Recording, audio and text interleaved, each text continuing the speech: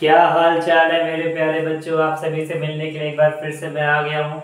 और जैसा कि हम लोग लगातार अपने वीडियोस को आगे लेके आ रहे हैं, अपने पॉइंट वाइज चैनल को लेके आ रहे हैं और अपने टॉपिक्स को लेके हम लोग आगे बढ़ रहे हैं।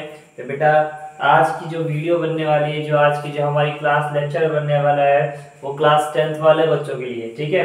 क्लास 10th वालों के लिए फिर से एक माइंड मैप लेके आया हूँ और वो है mind map magnetic effect of electric current का। जी हाँ बच्चों, बहुत बेहतरीन सा चैप्टर है, बहुत अच्छा चैप्टर होता है ये, जो कि हम लोग डेली लाइफ में इसका बहुत ज़्यादा उपयोग देखते हैं। तो हम सभी बचपन से खेलते चले आ रहे हैं और बहुत अच्छा खिलौना लगता है, इसे मैग्नेट कहते हैं ना। मैग्नेट, चुंबक, कई नामों से जाना जाता है। तो बचपन से हम लोग कहीं ना कहीं किसी न किसी माध्यम से मैग्नेट को देखते हुए चले आ रहे हैं। ज़्यादातर हम लोगों ने स्पीकर्स में देखा है, स्पीकर्स में देख रहे हैं और बहुत सारी जगहों पे इसको एज अ टॉय हम लोग कंसीडर किया जाता है।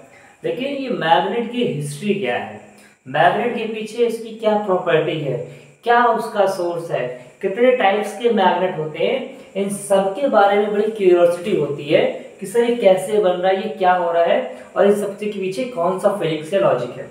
ठीक है, तो धीमे धीमे सारी चीज़ों को हम जानेंगे। फिलहाल आज हम इस चैप्टर का माइंड मैप लेके आए हैं, जो कि magnetic effect of electric current का है।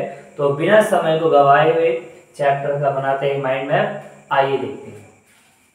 तो बेटा, जैसे ही चैप्टर का नाम है लिखते हैं और यहाँ से स्टार्ट करते हैं। आई होप आप सभी को दिखाई पड़ रहा होगा। तो ये लिख रहे हैं magnetic effect of electric current. ठीक है, magnetic effect of electric current. तो जैसे ही बेटा चैप्टर स्टार्ट होता है, अच्छा ध्यान दीजिएगा कि अलग अलग बुक्स में अलग अलग पॉइंट से इसको स्टार्ट किया जाता है ना। अब मैं यहाँ पर बुक्स का नाम नहीं ले सकता, लेकिन फिर बताऊँ कि कई सारे अलग अलग पब्लिकेशन की बुक है जिनमें ऑयस्टर एक्सपेरिमेंट पहले करा दिया गया, या मैग्नेट के बारे में पहले बताया जा रहा है, या बहुत सारी चीज़ों को बताया जा रहा है। तो हम लोग भी सारी चीज़ को कवर अप करने वाले हैं, कुछ अपने तरीके से पढ़ाता हूँ मैं। तो सबसे पहले जो हम बात करेंगे वो बात करेंगे बेटा मैग्नेट के बारे में सबसे पहले, क्योंकि चैप्टर का नाम ही मैग्नेट है और जब आप मैग्नेट ही नहीं जानेंगे तो आगे मुझे नहीं लगता कि कुछ कंसीडर करना चाहिए। फिलहाल मैग्नेट जानेंगे, क्या होता है मैग्नेट, इसके बारे में जानेंगे, इसकी डेफिनेशंस के बारे में जानेंगे, इसके पॉइंट। यानी जैसे ही सबसे पहला पॉइंट आप मैग्नेट पढ़ते हैं, मैग्नेट को पढ़ने के बाद यानी चैप्टर में आपको सबसे पहले यहाँ पढ़ना होता है क्या, प्रॉपर्टीज। आई होप आप सभी को दिखाई पड़ रहा होगा। प्रॉपर्टीज ऑफ मैग्नेट, यानी मैग्नेट की क्या क्या प्रॉपर्टीज होती है। प्रॉपर्टीज को समझेंगे जब, तो प्रॉपर्टीज को पढ़ने के बाद हम इसका सोर्स समझेंगे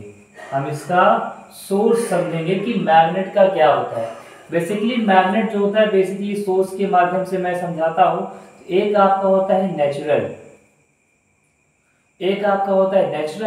दूसरा होता है आर्टिफिशियल। ठीक है, एक होता है नेचुरल और दूसरा होता है आर्टिफिशियल। नेचुरल और आर्टिफिशियल के बारे में समझते हैं। तो नेचुरल आर्टिफिशियल सोर्स होता है, अलग अलग शेप, अलग अलग साइज का डिजाइन होता है।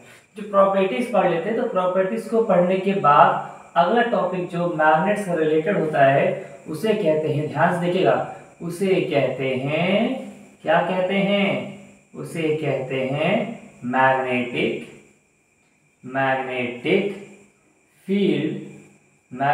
Field lines. इसके बारे में जानेंगे मैग्नेटिक फील्ड लाइंस क्या होती है। और हाँ, मैग्नेटिक फील्ड लाइंस से पहले भी आप एक पॉइंट पढ़ना होता है जिसको हम कहते हैं कि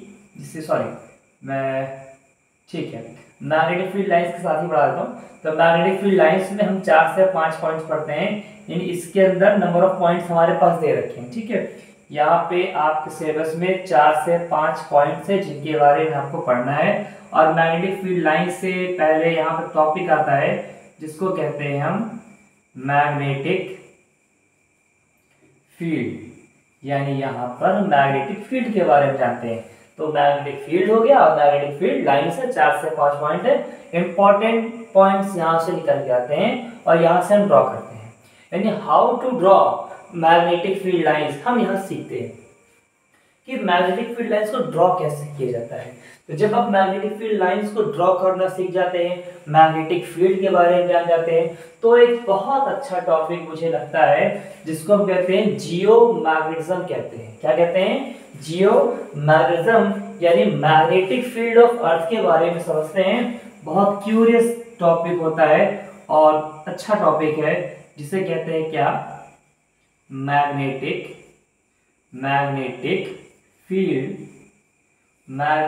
field of earth. Magnetic field of earth मुझे बहुत पसंद है, इसलिए मैं उसको पढ़ाता हूँ। मैग्नेटिक फील्ड ऑफ अर्थ में जानते हैं कि साउथ पोल है, नॉर्थ पोल है, geographical south pole, geographical north pole, magnetic south pole, magnetic north pole, इन सब के बारे में हम बात करते हैं। ठीक है, इन सब के बारे में हम बात करते हैं और आगे देखते हैं कि मैग्नेटिक फील्ड ऑफ अर्थ। तो जैसे ही आप मैग्नेटिक फील्ड ऑफ अर्थ पढ़ लेते हैं, इसके बाद कई सारे लॉज आते हैं, एक डायरेक्शन आती है कि मैग्नेटिक फील्ड की डायरेक्शन कैसे फाइंड करते हैं।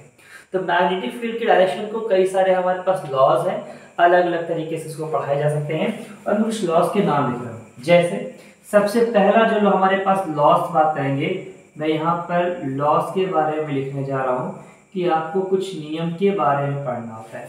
जैसे ये लॉज कह लो या इसको रूल्स भी कह सकते हैं। लॉज या रूल्स के बारे में कई सारे हैं, एक एक करके मैं बात करता हूँ। जैसे जो मुझे लगता है अच्छा, सबसे right hand thumb rule. Right hand thumb rule हो गया, ध्यान देखिएगा। उसके बाद आता है snow rule, SNOW, snow rule है ना। S का मतलब साउथ, N का मतलब नॉर्थ, O का मतलब OW मतलब वेस्ट। अभी इसके बारे में पढ़ेंगे। स्नो रूल होता है और इसके बाद आता है क्या? आता है एम्पियर स्विमिंग रूल। इन सब के बारे में है जिससे हमको डायरेक्शन पता लगती है। क्लॉक रूल है राइट हैंड थंब रूल हो गया, क्लॉक रूल है, clock rule, anti clockwise clock, इन सारी चीजों के बारे में पढ़ाया जाता है ना। Fleming left hand rule, Fleming right hand rule, इन सब के बारे में। फ्लेमिंग लेफ्ट हैंड है, फ्लेमिंग राइट हैंड है।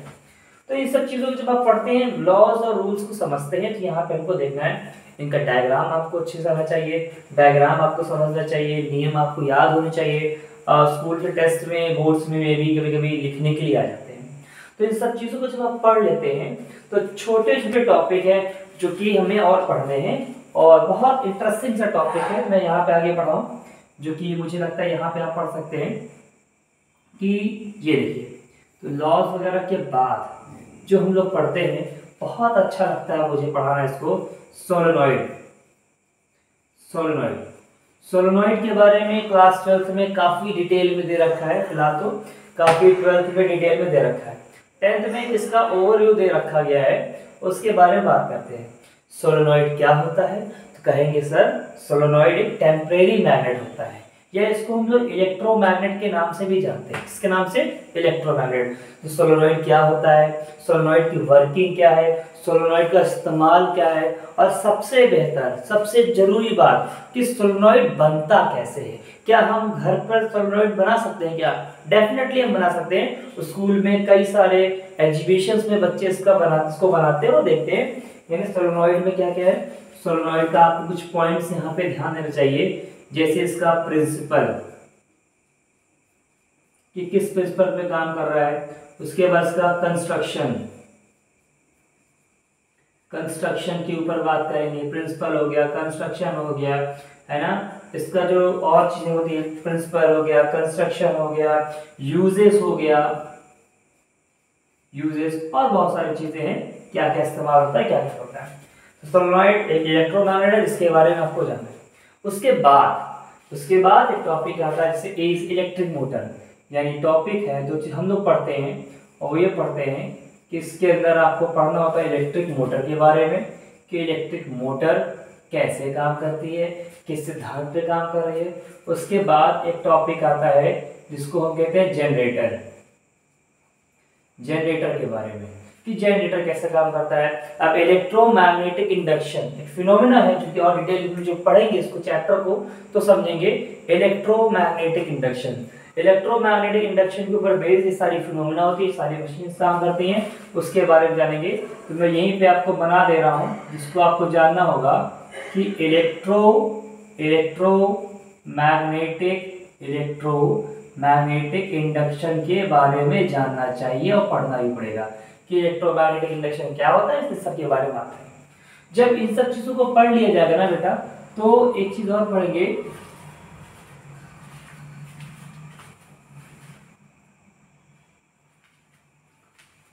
इलेक्ट्रोमैग्नेटिक इंडक्शन जब पढ़ लेंगे तो इसके बाद हमारे पास कॉम्बिनेशन के बारे में बात करेंगे, डोमेस्टिक अप्लायंसेस के बारे में बात करेंगे।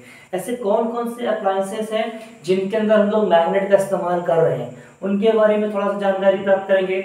और सीरीज और पैरेलल का कॉम्बिनेशन जो कि इलेक्ट्रिक करंट में था, वो यहाँ पर भी आ गया कि हमारे डोमेस्टिक में कैसे कॉम्बिनेशन का इस्तेमाल किया जाता है।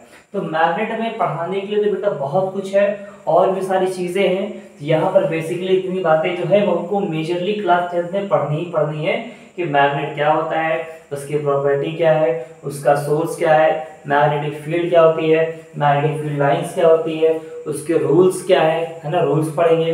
रूल्स के बाद हमारे पास मोटर है, जनरेटर है, इलेक्ट्रोमैग्नेटिक इंडक्शन है।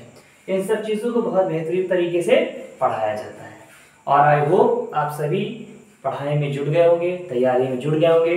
तो लगातार ऐसे आप जुड़े रहिए। अच्छा, एक और बात, क्लास 10th में मैग्नेटिक में बहुत ज़्यादा न्यूमेरिकल्स नहीं है, तो एज अ थ्योरी पोर्शन में आप इसको अच्छे से पढ़ सकते हैं, एक अच्छा मार्क्स यहाँ से उठा सकते हैं, ठीक है। तो काफ़ी अच्छा वेटेज रखता है। और अगर 12th के पर्पज से बात करें तो 12th वाले बच्चों को क्लास 10th का मैग्नेटिक एक बार ज़रूर पढ़ना चाहिए, क्योंकि यहीं से उनका बेस तैयार होता है, ठीक है।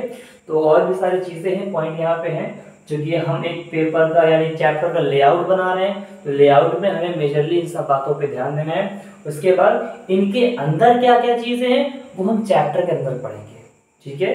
तो लगातार जुड़े रहिए। और आपको किस चैप्टर का माइंड मैप पहले चाहिए वो आप बता दीजिए, तो उस चैप्टर का माइंड मैप अपने से उसके सबसे पहले बना दूंगा, ठीक है। तो लगातार आप सभी जुड़े रहिए और अच्छे से मन लगा के पढ़ाई करते रहिए, ठीक है। बहुत ज़्यादा डरने की जरूरत नहीं है, घबराने की जरूरत नहीं है ना, मन से पढ़िए। अभी आपके पास क्लास, खासकर 10th वाले बच्चों के लिए, 10th वाले बच्चों के पास अभी बहुत सफिशिएंट टाइम है, वो आराम से पढ़ाई कर सकते हैं ना, बहुत ज़्यादा पेन या पैनिक होने की ज़रूरत नहीं है, ठीक है। तो लगातार जुड़ते रहें और अगले वीडियो में हम लोग मिलते हैं। चलो बेटा, बाय बाय।